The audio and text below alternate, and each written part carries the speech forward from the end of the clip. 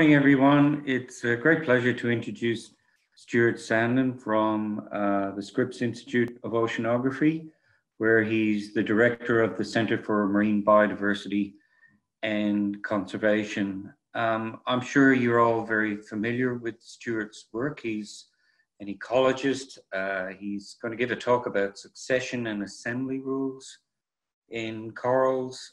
Stuart has worked a lot on fish, as well as on corals, on their structure and function. He's doing some very cool stuff with mapping of individual corals, looking at population dynamics and demography at quite large scales. Most of his field work has been in the Pacific, but also the Caribbean. He's worked a lot on the Northern Line Islands. The Line Islands, as you probably know, are south of Hawaii. They're in the middle of nowhere. That's why the international date line goes through the middle of them. It's a series of islands about the length of the Great Barrier Reef. It's 50 kilometers longer than the Great Barrier Reef, 2,350 kilometers. And it's got some interesting gradients in anthropogenic impacts that Stuart and his colleagues have used to good effect. I met Stuart last at Scripps when I gave two talks there. One was a formal talk in a lecture theater. The other was in a wine bar near La Jolla. It was part of a lecture tour that I did pre-COVID in another era, it seems, last April, May. So unfortunately, we're all on hold, but it's great that we can have these Zoom seminars, and ironically, we seem to be having more external speakers this semester than we've ever had because we're doing it virtually. So it's a great pleasure to hand over to Stuart. Great, thanks, Terry. And it's great to be visiting virtually. I think I agree with you, Terry, that it's a different time, but in many ways I'm finding the time to be fascinating, to be able to connect with our colleagues across the globe and to have more regular and happy conversations over video. So I've gotten a number of questions about the situation when it comes to the California state of COVID, and in the interest of not wanting to think about it, I'm going to focus simply on science here today. And I want to spend a little bit of time giving saying a few words about a mentor who was very important to me, who we lost last year. That was Dr. Henry Horn. Dr. Henry Horn was a member of my PhD committee. He was one of the most inspired natural historians, and if you haven't met him, he's one of the more quirky individuals you would ever meet. This is a piece of his artwork that he had around, and you may recognize it. You might recognize it from some of the seminal research he did on ecological succession. There's Henry right here, leading a group of students around the Institute Woods. This is a forested area in Princeton, New Jersey, central New Jersey, and the East Coast, near to New York City. And it's a series of forest tracts adjacent to the Institute for Advanced Studies. If you've heard that, that's where Einstein worked. And it's got, the Institute itself has very, quite a legacy behind it. This forest, I would say, has a legacy as well. Henry, like a lot of natural historians and some great scholars, spent time walking around the Institute Woods. Henry's interest was in understanding why particular trees lived in particular locations. And when he'd passed from one zone to the next of the forest, he really sought to understand why particular trees live there. He might see maples in one location and beech trees in another, elm and sweet gum. And he really had this fascination with it. You'll see on the right-hand side of the screen a series of fisheye photographs from different parts of the Institute Woods. His interest was in understanding not just how they got there, but how they were organized. Well, the how the forest got there is linked to disturbance. The disturbance history of the Institute Woods based on Henry's historical reconstruction, was based on patterns of clear cutting. A lot of agriculture in central New Jersey. It's called the Garden State, and there's some really beautiful areas. The forests in many of the locations were chopped down for agriculture and then left fallow, and they rebuilt. Well, he was able to map out in this forested area the ages, the relative ages of different locations, and then he started to think, okay, so why does this particular forest look one way and another looks a different way? Well, if you are trying to scratch your head to remember where you've heard about Henry Horn, it may be some of the seminal work on ecological succession. In the 60s and 1970s, Henry Horn was joined by Eugene Odom, Ramon Margalef, and others thinking about how do communities organize themselves. Yes, Henry's a great natural historian. He would be able to observe. If he saw something interesting, he stopped and looked at it. But he also thought about why and how the communities would organize. He built principles or models to try to describe patterns of change. Well, we all know that trees take some time to grow, so we can, no single one of us is going to be able to watch ecological succession in a forest. So he used a space for time substitution to understand ecological succession. He saw different forests at different states, different times since having been chopped down, and he took them as case studies for what a community would look like at different phases of ecological succession. He did spend time as well following the growth rates, survivorship rates of individual species of corals. He used matrix population modeling, which many of you I'm sure are familiar with, some of the work that Terry and others have done through the years. And he was able to generate some models that thought about who lived, who died. How could a forest change? These ecological models brought us some pretty clear predictions for how communities can change, some systematic patterns of change. And you may have thought about some of these summarized views of succession. We get weedy species that start. You get on land, you may start with shorter plants. Taller plants replace them because they compete for light, and subsequently until they reach the maximum height for the region. Then you may get different taxa competing for those that can use the nutrients better, the soil nutrients or the water conditions. And on it goes until you get from an early successional forest to a late successional forest. This is the pattern of biological organization, community organization. And the ideas that Henry Horn brought through are that there's some elements of predictability. I should also point out that one of the big things that Henry identified in his very clear look at patterns of successional change was that the endpoint, that late successional state, was not always the same. It depended on the environmental conditions. In this case, the panel on the forests on the right are those late successional forests. And whether you're a beech forest or an oak, hickory, tulip forest was linked to the porosity of the soil. How much water could the soil hold? So environmental conditions mapped onto these systematic patterns of change to yield what would be a late successional forest. Late successional, of course, until the next disturbance happens. Well, like I say, there was a community of people in the 60s and 70s who spent quite a bit of time trying to think about what is predictable in an ecological community, and what can we predict to change in that ecological community through time. Eugene Odom in 1969 produced what I still find to be one of the more inspiring papers. It was a natural historian's look at what patterns you may expect to see at earlier phases of succession and late stages of succession, what he terms the developmental stages and mature stages. He tried to take perspectives from multiple ecosystems and categorize them, think about what characteristics systematically change through succession. So rather than worrying about an individual community and thinking, hey, am I going to get a beech forest here, or do I expect Porites corals to take over? Instead, he tried to generalize across ecosystems. And you'll see this list of 24 ecosystem attributes. Each one could be, with the right data set, could be a target for a PhD thesis to unpack. And I think you'll see that there's some that make a lot of intuitive sense.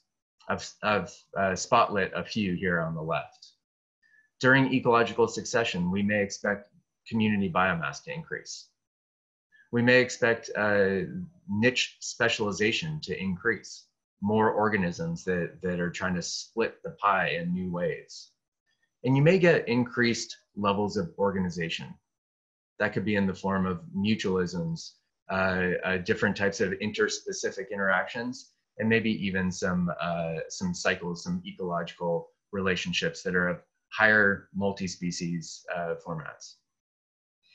In essence, what Odum was trying to produce and propose was that there may be some characteristics, some emergent characters of an ecological community that change systematically during ecological succession. Well, the reason I spotlight this is like Terry pointed out, we have spent some time thinking about different gradients. And these gradients could putatively be linked to successional state. I'll point out that while it may be challenging for us to follow ecological succession, especially in a long-lived ecosystem like a hardwood forest or a coral reef, we can use these space for time comparisons like Henry Horn described. The first stab we took at this was an expedition that we completed. Enrique Sala, Nancy Knowlton, Jeremy Jackson, and a whole slew of characters took to the Central Pacific. In that archipelago, the Northern Line Islands, you have islands that span from being uninhabited, a history of habitation. You'll follow the pointer as I go through. The third row is Tabawan, small human population, and a larger human population in the islands of Tabawan and Christmas Island. And yes, we saw some things change. When you fish went away. When the benthic composition changed, and the photos tell more than the data in some ways. But mapping that back onto the successional perspective, I was really drawn to a paragraph in the conclusion of Odum's paper. He says, the strategy of maximum protection, that is trying to achieve maximum support of complex biomass structure, often conflicts with man's goal of maximum production, trying to obtain the highest possible yield. Recognition of the ecological basis for this conflict is, I believe, a first step in establishing rational land use. His point here was that late successional systems hoard, they store, they try to contain the biomass and complexity. And really our goals for exploitation, for use, for resource extraction are maximum production. How do we make things grow quickly and have high turnover? R selection, however you want to say that. In some ways, we can view the Line Islands archipelago as an example of succession, with early to late succession or late to early succession. Well, we can look at 4 islands and we can then start to unpack the data from each of those 4 islands in the Northern Line Island archipelago. For those of you wanting some reference, you guys are around here, Line Islands are here, Hawaii's here. Well, we've spent the past 15 years collecting additional survey-based data from across the Pacific and Indian Ocean and the Caribbean. But I'm going to focus here on some big sets of data just to ask the question, do we see systematic patterns of change that are consistent with this space for time comparison with time or level of human disturbance? What I'm saying here is, our local fishing efforts and some pollution efforts, do they map onto systematic changes consistent with moving the ecosystem to one of a developmental stage rather than a mature stage? Okay, so we're going to take a tour of some data from the Hawaiian archipelago, the Mariana archipelago, American Samoa, the Line Islands that include the Republic of Kiribati and some US islands, and a few dots that are protected across the Central Pacific. This work was largely conducted in partnership with colleagues from the National Oceanic and Atmospheric Administration, and we've continued collaborations across multiple island groups. This will be a quick pass through these survey-based efforts. Snapshot view. Let's look at the fish assemblages. We know that the coral reef is made up of fish, benthic organisms, microbes, and then all the infauna. I'm going to focus on those first three. In regional surveys across the Pacific, we can take a very coarse view of how human activities can influence the fish assemblage. In this case, the shaded out areas are the ones that have a large, significant human population with fishing activities, and the ones that don't have the gray bars are ones that are uninhabited or very lightly inhabited. And it'll come as no surprise to you that if we extract some fish, we're going to reduce the standing stock biomass. Consistent with what we would expect from a successional approach and consistent with everything that we know about fisheries productivity. Reduce standing stock biomass to increase productivity. Of course, that shift in the biomass, as you'll know, and many of you have been involved and with Josh leading charge on many of these integrative efforts, it's not just the total fish biomass, it's the composition with some of the more predatory species that oftentimes get disproportionately affected. I want to point something out though in this. It's not just inhabited, uninhabited that's most interesting to me. It's thinking about the variation of even the uninhabited or the inhabited. Let's focus on the uninhabited, where we have levels of fish biomass that range a factor of 3, 4, 5 in terms of total fish biomass. What's leading to that change? You'll find that I'm positing that we may get some ecological succession towards some generalized characteristics, but local environmental conditions, like Henry talked about with the soil type, can influence what we actually see in terms of what that late successional state looks like. Let's move to the bottom of the ocean, the benthic assemblages. We can do that a similar comparison where we compare the uninhabited to the inhabited islands. The inhabited islands here on the right, uninhabited here on the left. Well, Jennifer Smith has put a lot of time into thinking about the composition of the benthic habitat.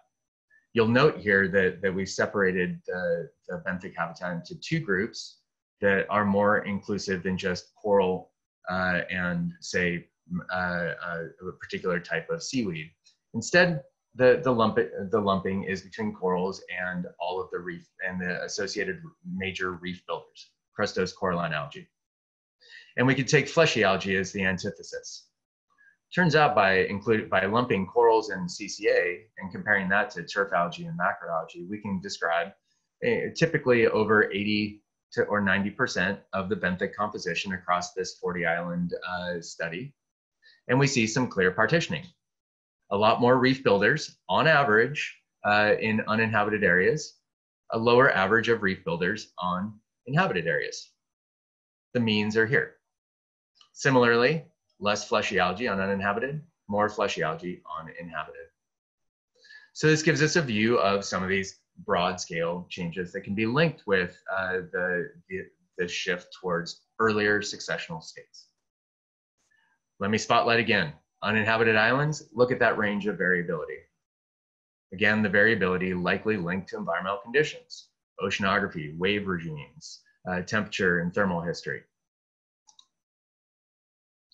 And we can go to the smallest things on the reef. We work actively with Forrest Rower and his group, and in a synthetic piece put out a few years ago by Andy Haas, who's now at NEOS in the Netherlands, I was able to document that we could see some functional relationships, that the total amount of bacteria in the water, or at least the bacterial concentration, scaled with the amount of algae on the bottom of the ocean. So in areas that had higher algal cover, you had on average more microbes. Less algal cover on the benthos, on average, less microbes. Interesting story with the DOC. The thought is over yielding, these microbes eat more of the DOC and they cause this. I'm not going to get into that story. To get to the final point, I'm going to sound like a one-trick pony, or at least be a bit redundant here. There's a pattern, It seems consistent. You move from an earlier or later successional system to an earlier successional system, higher productivity or higher turnover because they're just burning through the biomass. Microbes eat a lot, but a ton of variation from site to site, from island to island.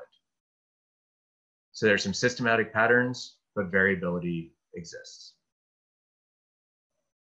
So if we take a review here of what we see by just a synthetic overview of who lives in a coral reef across broad environmental gradients, we see really clear patterns of community change, or at least community difference.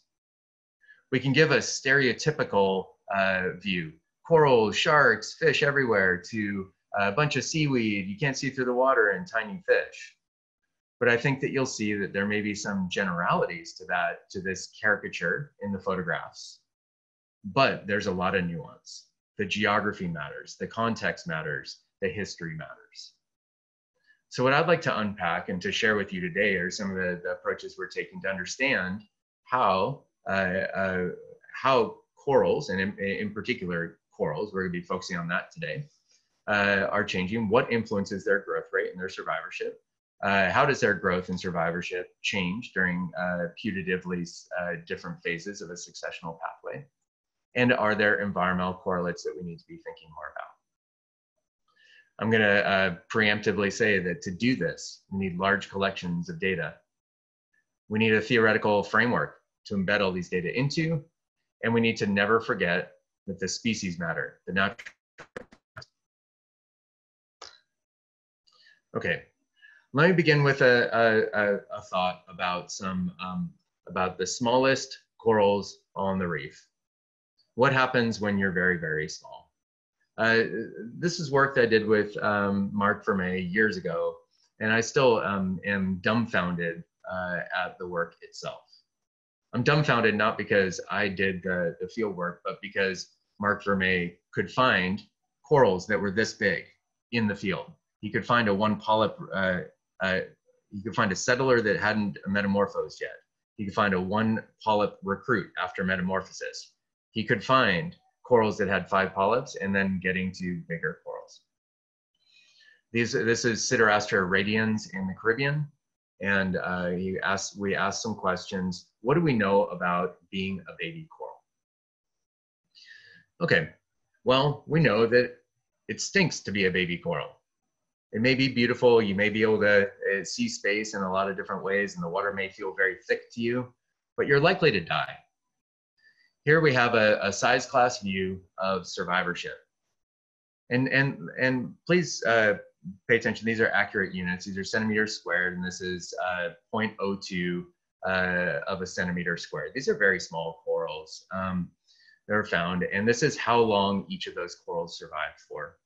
This is an effort that spanned about 3.5 years with 4-time annual surveys, finding the same exact coral for time. And we see that if you're 0.02 centimeters squared, the probability that you live to be 29 months old is pretty low. That's this color bar here. Everybody else died. But then as you get bigger, this gray, it means that you lived at least 29 months, gets bigger and bigger and bigger and bigger. As you get bigger, your probability of survival increases. Now that should not be held as surprising. We know that corals, like many putatively R-selected species, go through a survivorship gauntlet. I want to point out, though, this study was only enabled by being conducted on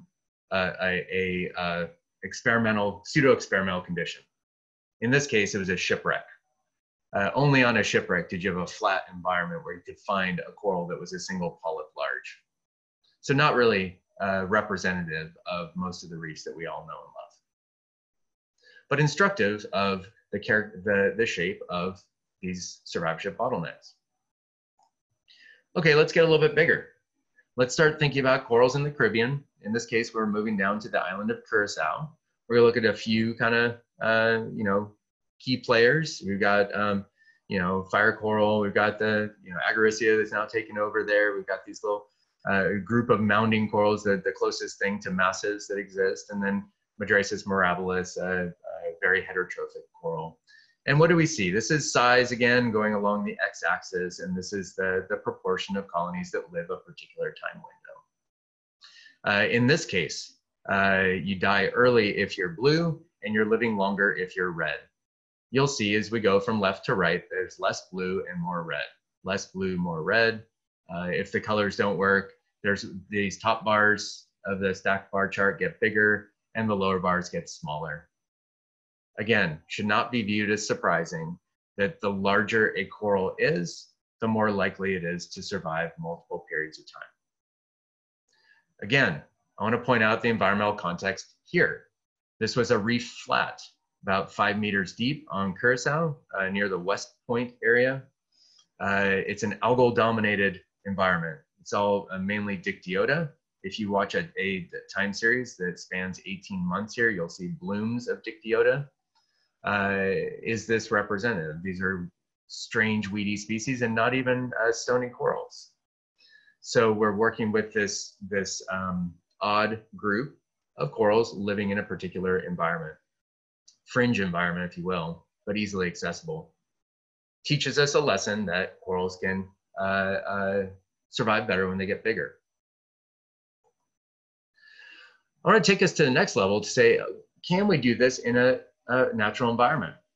And I hope that you can all see this video. I want to preemptively say this is a video, and you can just click on another website, go to this. I put all the videos that are embedded here on this website here.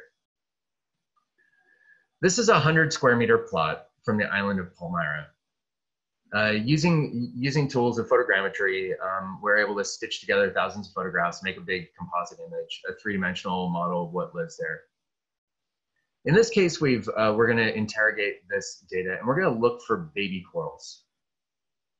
It's an opportunity to go to a natural environment and identify where juveniles live. We can look across this entire environment, and now you see the little colored splotches. Those are all of the corals in this 100 square meter area that are between 1 and 5 centimeters diameter, all minus the fungia. And we can map them out.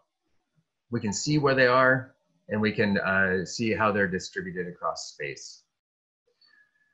This approach of being able to look in the environment saves us a lot of time, as we can all imagine, doing demographic work, finding baby corals in the environment where we have to dive and do that search and rescue, as it were, while on scuba is onerous. And there's a real opportunity, I think, for us to onboard some conservation technologies to assist us to find new demographic data. Well, we use data like this for a recent study.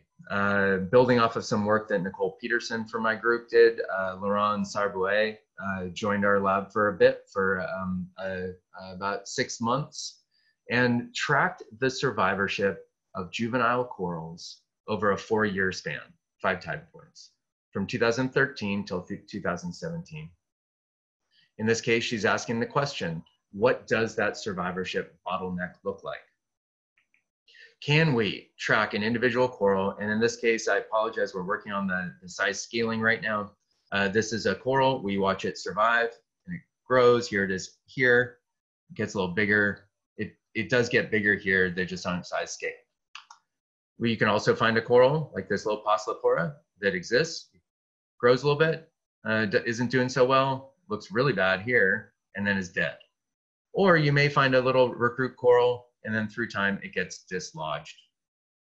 Okay, let me remind you again, we're talking about corals 1 to 5 centimeters diameter, and we're tracking over a 4-year period what their survival looks like.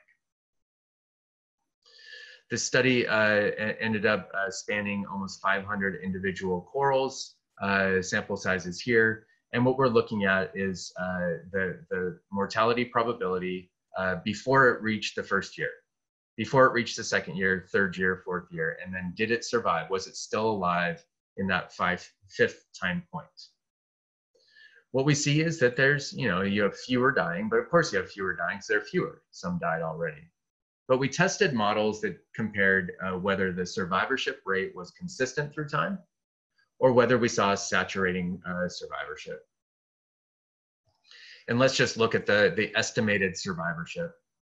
In each of these plots, we have time. This is an estimated time. Recall that our study ended after about 5 years, but we just project out so we can see where that asymptote of the logistic function goes. The best fit model in every case describing the survivorship. In almost every case that we had strong sample sizes, we see this saturating function, this increasing annual probability of survival. We see that in most cases, by the time that the coral is 5 years after having been found in that 1 to 5 centimeter size bin, we see that it has reached near its asymptotic annual survivorship. Yes, that asymptotic annual survivorship in Pavona is a lot higher than, say, in Passalipora, but we're still seeing this saturating survivorship. This to me is well, it's just fascinating to be able to watch baby corals for 5 years. But the other thing that gets me thinking is that disproportionate distinction between a juvenile coral and an adult, and starting to see when do they demographically enter into a phase, these corals, where their survivorship is stronger. Thinking about this in terms of succession, when do we get these characteristics that are consistent with late successional or mature stages? That would be elements like a stability, demographic stability, increased longevity, and a reduction of the importance of reproduction. We'll posit here that we see about within 5 years, a coral that is about 1 centimeter in diameter will reach that adult survivorship under consistent conditions. Of course, how long does it take to become a 1 to 5 centimeter coral? Other work is demonstrated that can take multiple years in some cases. Okay, well now we're thinking about some of these distinctions between early successional and late successional systems and thinking about some of the demographic rates. I want to take a step back and unpack a little bit more of what we can learn from these large area images. I said that we looked for the survivorship of these coral babies in these 100 square meter plots. It's become a little bit of our bread and butter for benthic surveys. We call it large area imaging. It can also be called photomosaics or 3D modeling. In this case, we have a plot from Palmyra, about 100 square meters. That is a meter right there. And we can start to do different forms of mapping. Let's see how things are distributed across space and what we can learn about coral demography from the spatial patterns. We know there are different habitats on a reef. This is all rubble habitat, or this is unconsolidated habitat. In our case, rubble is big chunks of broken off acropora, branching acropora mainly, not fine rubble. Well, we can go through and map where across space all of the juvenile corals live. Again, the 1 to 5 centimeter corals. And we can ask questions about that. We saw the pipeline of how we did that. We take the imagery, we can zoom in, we can find the individual constituent imagery here, map an individual coral, and then put it onto this 100 square meter domain. Well, Nicole Peterson recently published this report spanning almost 5,000 juvenile corals. I asked her to find 60 more so I could say 5,000 and she could not. So we're gonna say 4,900, et cetera. The majority of them were fungids. But we were able to ask a question about where do they live. Okay, the first thing I'm going to say is they tended to live in this unconsolidated habitat. This is a little time series here that shows what this unconsolidated habitat looks like so you can understand it. We aren't talking about fine rubble like you see on a beach. They probably turn over once or twice a year during big storm events. So this is an expectation curve. We found that for these taxa, for Parietes juveniles, for Stylophora fungids and Acropora juveniles, they disproportionately found themselves in these unconsolidated habitats. Okay, well, there's some habitat effects, but let's also think about some other forms of spacing. Where do they find themselves? Are they clustered? Do juveniles like each other? That's always an interesting question and probably a cornerstone of most spatial ecology. Well, if we look at this lower panel here, B on the right, we can ask the question, what would the variance to mean ratio look like under a null circumstance? And then where did we see the corals living? Variance to mean ratio, if the data, the x's, are above this range, we say that they were clustered, significantly clustered. We see for the bulk of the taxa, we don't get evidence of clustering. Yes, fungids cluster. That's all these orange dots here. That we know how fungids work, the single polyp corals. But a lot of the other ones are not clustered. Okay, this is going to have more. This is going to be more interesting when we consider where the adults live. We see limited evidence of clustering for for corals. There we go. But now let's think about, where do the adults live? Okay, so those were the babies that landed. The babies that landed made it up to be juvenile phase. They were over distributed, or they were by and large not significantly clustered. But now we can segment and annotate, meaning we can trace the size and identify every adult coral that's in this environment. And we can do that not just in one location, but 16 locations across the island of Palmyra. This has been the work that Clinton Edwards from my group has been pioneering, and he's been doing this through time now. I'm just going to show the spatial patterns here. He asked the questions, are the adult corals spatially clustered? Well, here we go. Remember, variance to mean ratio above 1 means that the corals are clustered. If we look at functional groups, these, you can see the functional groups, tabular, whatever, growth morphologies, or individual taxa within those growth morphologies. To an individual coral, we see evidence of clustering. Now, I want to remind you of the recruit data, or the juvenile data. Juvenile data didn't show strong evidence of clustering. Adult corals show strong evidence of clustering. Different results. So the same taxa, yes, a subset with the juveniles, but it's the same location. How is this happening? Well, one approach that could happen would be through disproportionate mortality, that the only ones that survived from being juveniles to adults were ones that were within clusters. Well, we tested this using some statistical modeling that's founded on a few ideas. Are there habitat effects? And if there are there habitat effects? And the second thing being, are we seeing evidence of some endogenous pattern formation? This type of spatial modeling is considering, do I see homogeneous environment, everything's random, inhomogeneous environment, say there's a habitat the corals like to live on. Can we test those models? Or we can ask whether there's evidence of biologically induced clustering. Do we see a little node that the corals grow out of? That's this heterogeneous model, the heterogeneous Poisson, saying that once you get a node, you would get some fragmentation or something where a biological node shows up and additional individuals would be found nearby. That heterogeneous clustering model is very consistent with the idea of adult fragmentation in survival. These heterogeneous models are consistent with asexual reproduction of entire coral colonies. It could be a branching coral that breaks. It could be a massive coral that splits into two, whether the skeleton fractures, or you just see the tissue separate because of some stress event. We see for every taxon, almost to an individual, that these heterogeneous clustering models, the ones that are consistent with biological fragmentation or localized cluster formation, are most supported. We interpret this and the data from Nicole Peterson's study to be consistent with the model that juvenile corals are relatively randomly distributed, and that the clustering of adult corals is due to that longevity of the coral colony, that longevity through fragmentation, that longevity through cluster formation after recruitment, not as a function of the recruitment itself.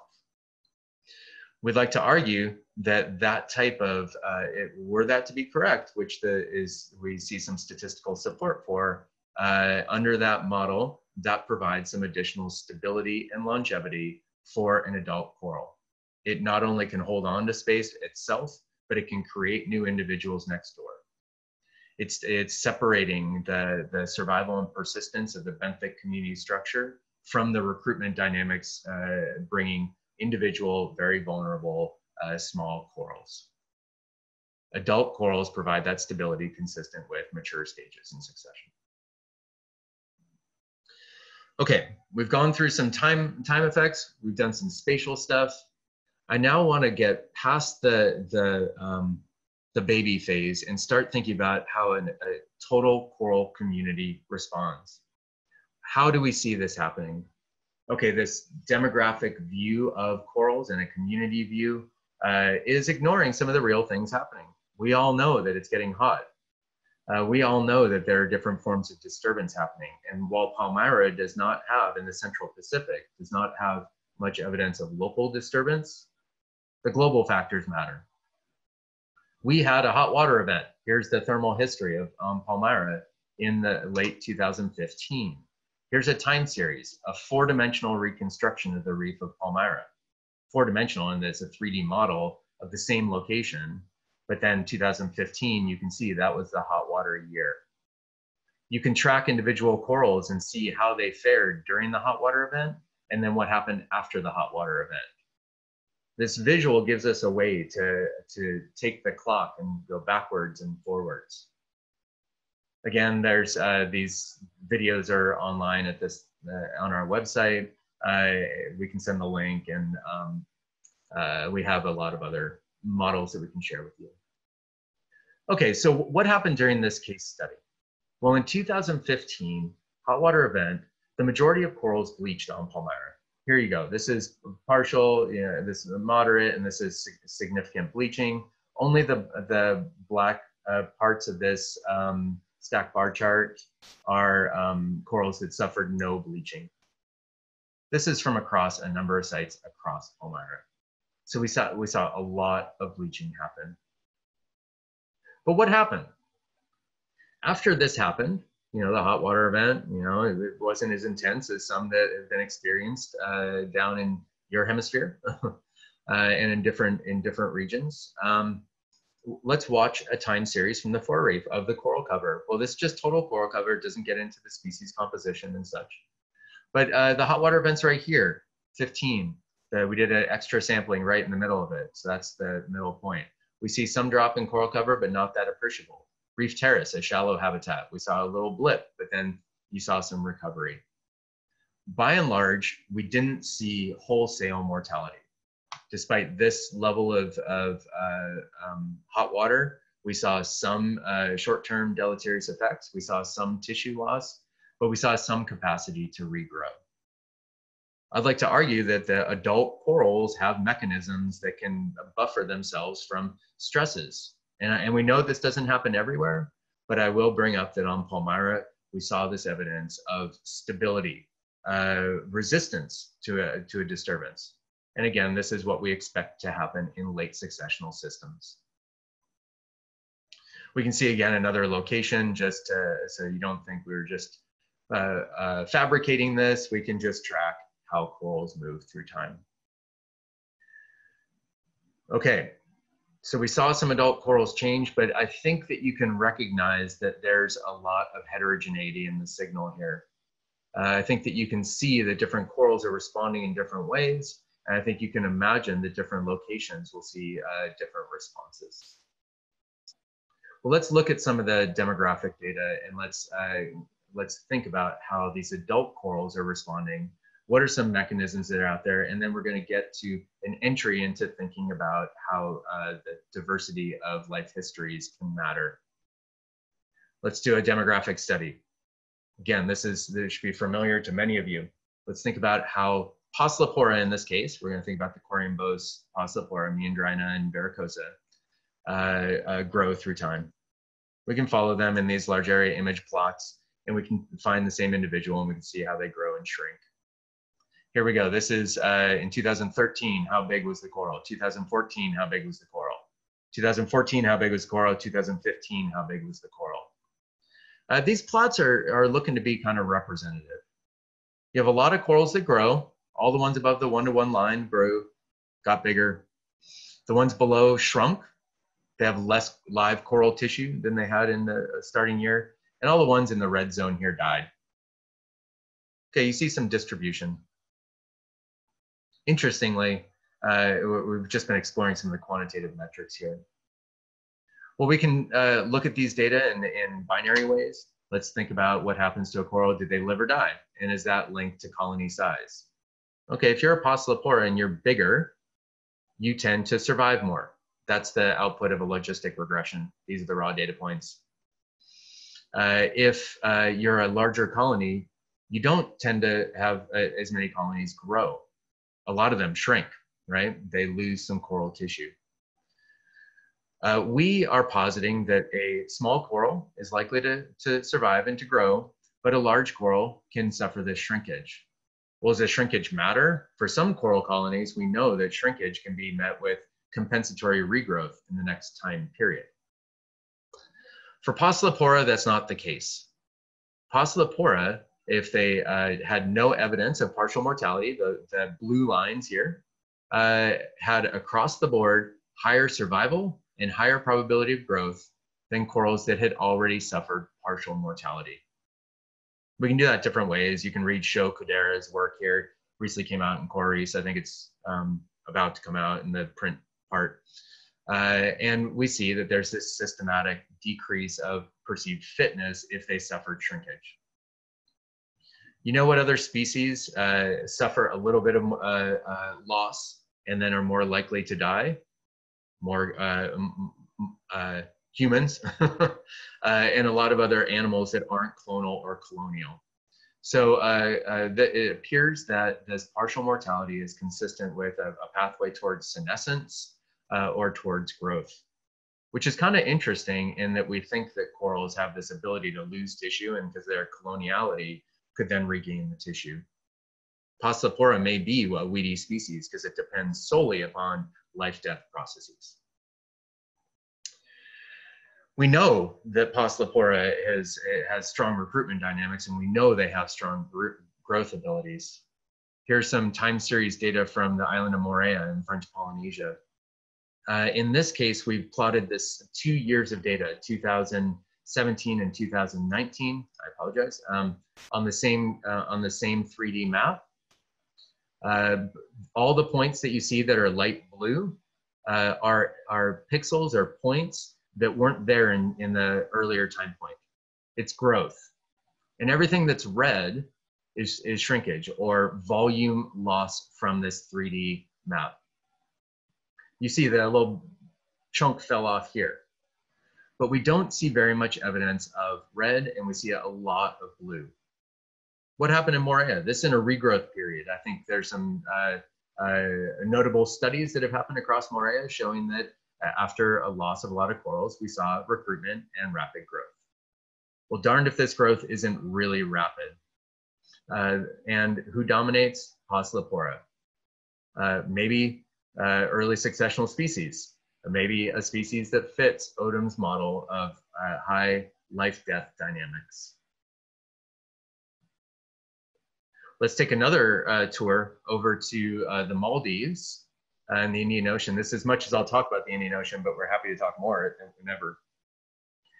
In a 1 year period, and in fact, this is about a 9-month gap between these two time points, we're seeing some really dramatic growth. And I think most of us are going to recognize that the Indian Ocean has been exposed to some really intensive thermal stress, but we're seeing some ability for rapid growth. Yes, some table crop are dominating. We're seeing other taxa that are growing as well.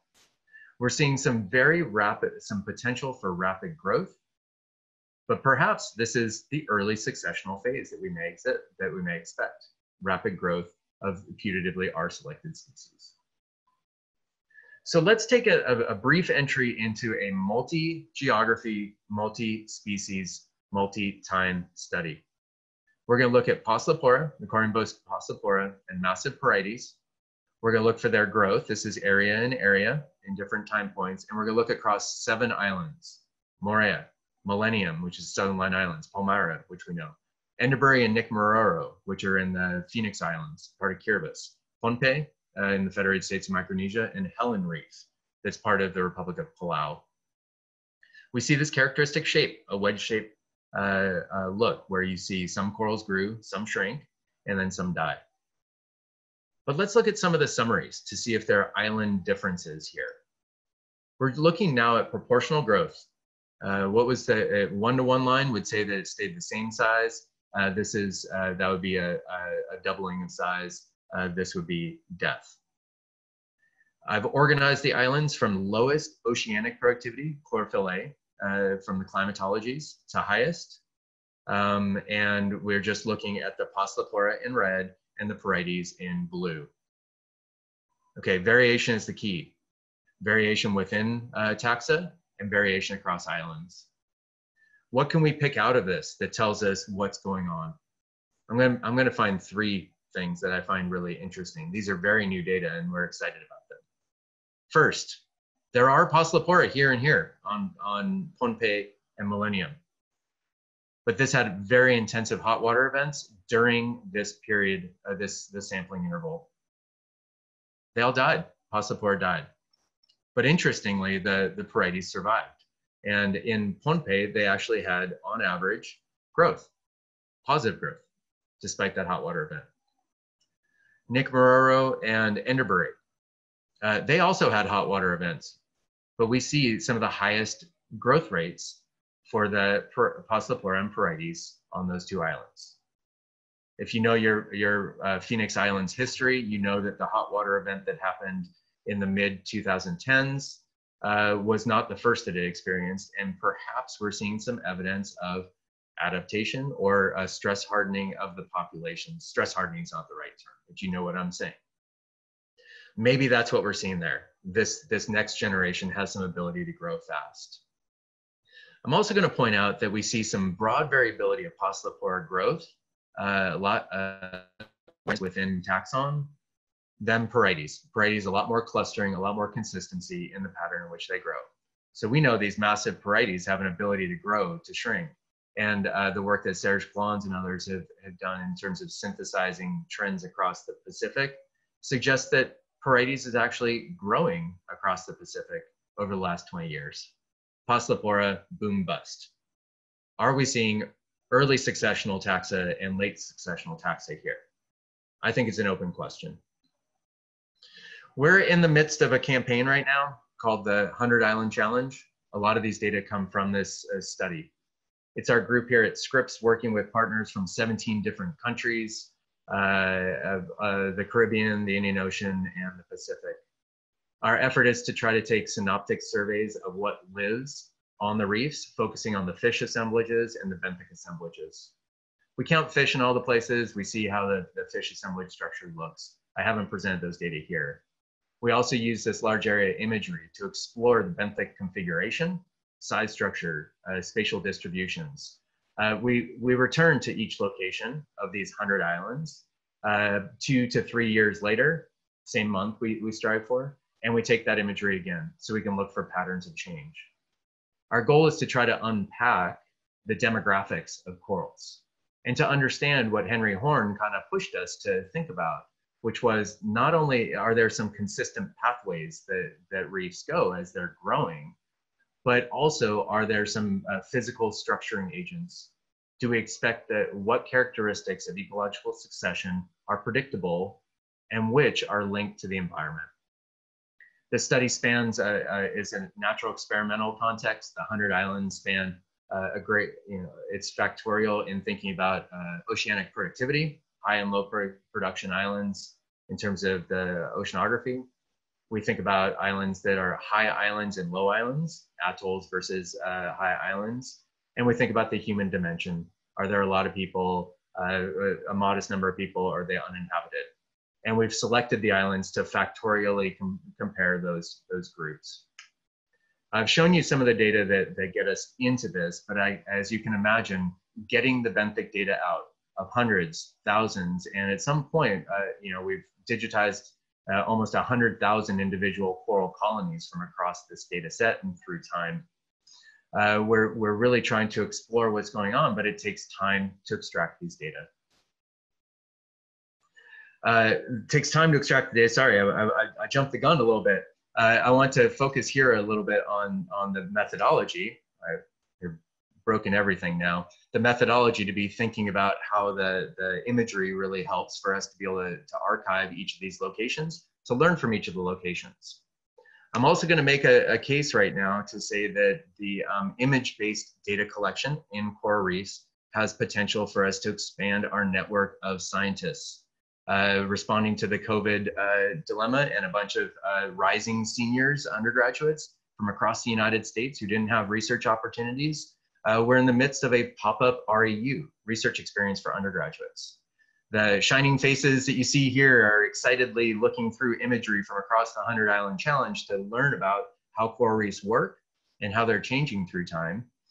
And we're able to do this all remotely because we're all learning coral taxonomy based upon image-based data. It's a common language to look with photos, and I think there's a common opportunity for us to learn from across the globe. You may see some faces on this Zoom call that you don't recognize, and maybe some of them. Okay, so what have we learned from all this stuff? I want to say that succession is probably a good perspective for us to be thinking about. I know that the ocean's getting warm. I know that we're seeing some hot water events, and I know that we're watching a lot of corals die. The only hope that we have is to watch some corals grow back. And for us to watch corals grow back, we have to think about how are they going to grow back? What constrains them and what opportunities exist? Our spatial comparisons are trying to think about the ecology of these, both from that early successional phase. What's the reef going to look like as we are growing with these rapid fire populations at the early phases? But then what are our goals? What would a mature system look like? We're trying to take synoptic surveys of coral reefs today so that we can inform what our targets are for conservation tomorrow. With that, I want to thank the whole team. The 100 Island Challenge is a project that involves many people, Jennifer Smith and Brian Zaglinski being core to that. And we've been doing a lot of engineering work to think about this image-based stuff. I would like to end there. I want to thank you all for being here. I want everybody to stay safe and stay thoughtful right now. And I'm not sure if we can do virtual context for asking questions, but I appreciate the time. Thanks, Stuart.